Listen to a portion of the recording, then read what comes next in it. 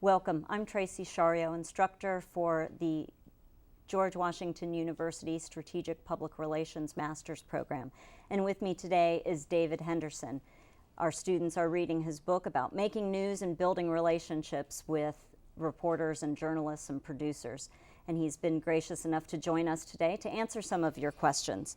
So, David, you are also a journalist. You were a CBS News reporter for about a decade or so, and you are currently the president and owner of News Strategy, specializing in a term I find interesting: corporate journalism, crisis management, and reputation management. I will direct our students to actually go to his website, davidhenderson.com, to learn more about his biography. Check out his Twitter feed and his blog, because there's lots of rich content there. But today we're going to chat with you a little bit about your views on public relations, journalism, and communications. So please tell us, what's on your mind these days about trends in communications and public relations? I think there's so many opportunities out there in communications, and the whole field of public relations is not keeping step with the advances, with the opportunities in communications. You know, when I left CBS News a long time ago, I said I wouldn't do two things. I wouldn't do Windows and I wouldn't do PR, because in a decade of working at the network, I saw so many press releases come in, and they were just lame. They weren't stories. And sometimes you'd see the nugget of a story there, and you'd call up the communications person and try to develop it, and most of the time you couldn't, or they would be defensive. But press releases, of course, aren't news. And all we wanted was somebody to reach out to us and say, hey, we got a story we'd like for you to cover. And that rarely happens.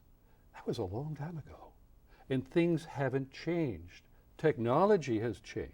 Now we have the internet, we have social media, and we have this wonderful format called WordPress, which everything is built on today, from the New York Times and the Wall Street Journal and countless university news sites, and CNN's on WordPress.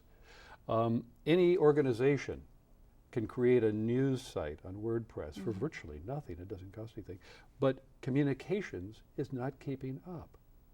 And we're seeing people get into social media in the communications field, and they say, oh, well, we got 2,000 followers on Twitter. Whoopee! That's nothing.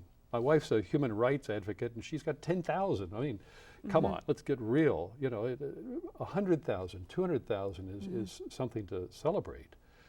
But it's going beyond Twitter and Facebook, and to a certain degree, it's going beyond Google Plus to other avenues of social media.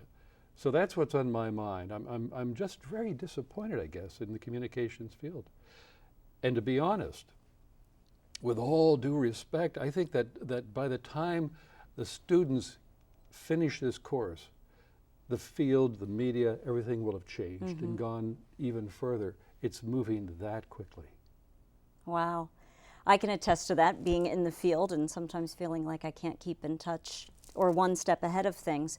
But our students often complain, particularly in regards to social media, that the C-suite doesn't understand. I don't get support from the C-suite. And they still think the internet is transactional.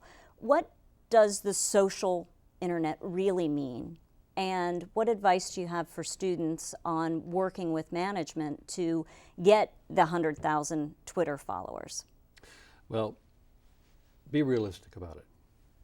When you're talking about the C-suite, CEOs and the top executives of any organization, any NGO, or even the leaders of governments, look upon it as an asset. Is it creating value? And that's the only way they're going to judge it. And so as a communicator, you have to hold that measure against what you do. And if it's not, if they say, well, we need to be on Twitter, we need to be on Facebook, or this or that or the other, and you don't feel that it is, then push back on it. Give your reasons, but it really, ultimately, that's how you're going to be judged as a communicator, whether it creates value or an asset. I think that we have to really dig down and ask ourselves what is really working to reflect the values, the objectives, the goals globally of our organization. Does our communication plan work that way? How do you go about getting the 100,000 Twitter followers? I mean, you have a significant following on Twitter. How do you market social media? It's tough, and it comes down to what you're going to share, what's your conversation. If you're getting on social media just to say, hey, I'm at Starbucks, I'm having a latte, I'm having a great time, nobody's going to follow you because they don't care. If you are pushing out something, and this is an important dynamic to remember in communications today, if you're pushing out something or you're talking about yourself, literally nobody cares. It happens for you and me, it happens for corporations. If George Washington University were to talk all about itself, nobody cares.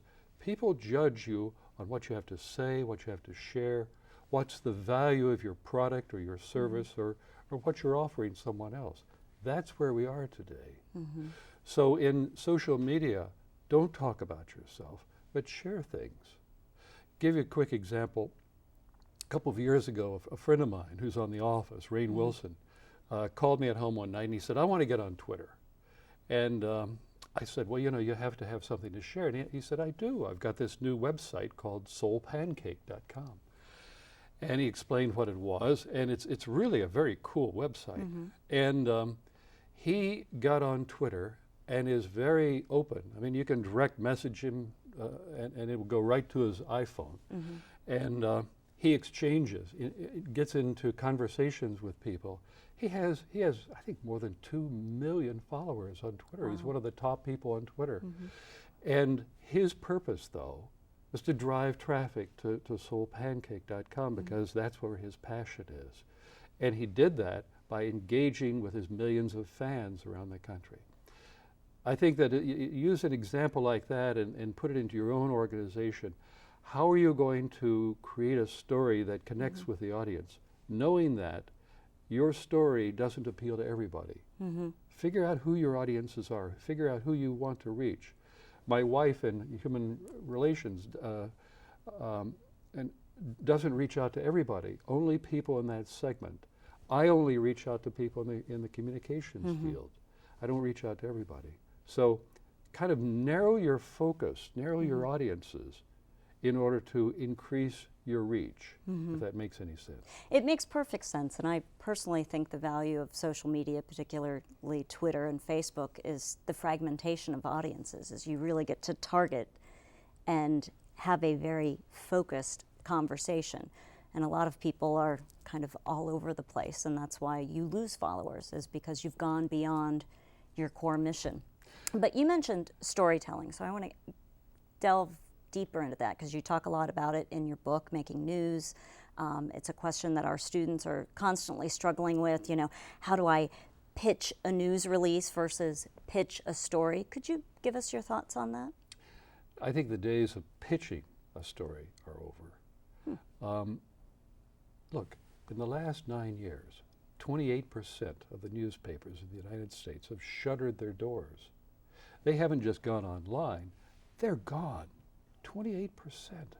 That's more than a quarter of the newspapers. And it's because of the economic model changing too slowly in the news business. It's because of online. It's because of many factors. It's because of our own tastes and what we want to define as news. Rather than having an editor for a big newspaper give us a menu, we want to go out and create our own menu of what appeals to us. So you don't pitch a story as much as create a story. If you want to get a story placed about your organization, don't write a press release. That is the antithesis of what any reporter needs. The reporters left today are reporters who are under the gun. They're under real pressure from their editors to find news. If you give them a press release, you're giving it to everybody. That's not news. That's an announcement. So identify the media that will really matter. Look, Apple Computer focuses on 2 reporters in the world, David Pogue of the New York Times and Walt Mossberg of the Wall Street Journal. Those are the guys who are the thought leaders. Everybody else falls into line. They are the stimulus for the rest of the media. Other people are getting smart about that too. In any field, whether it be government, an NGO, an association, a corporation, I promise you, that there are not more than 3 to 6 reporters on the planet who really care to report about your organization, who really are thought leaders. And if you can focus on them and you can get to know them, then you can create stories that will fit with what they need. At the same time, don't do this robocall stuff of, hey, I've got a story to tell, and they may say, I'm busy, and you keep going. Get to know reporters. Do an old-fashioned thing. Pick up a telephone and say, hi, I'm David Henderson. I'm working for such and such, and I'm kind of new at the job, and I need to give you stories. I don't have a story to tell you today, but I need to know what kind of thing appeals to you. And what's the time of day and the day of week to call you, and how can I be of a resource to you?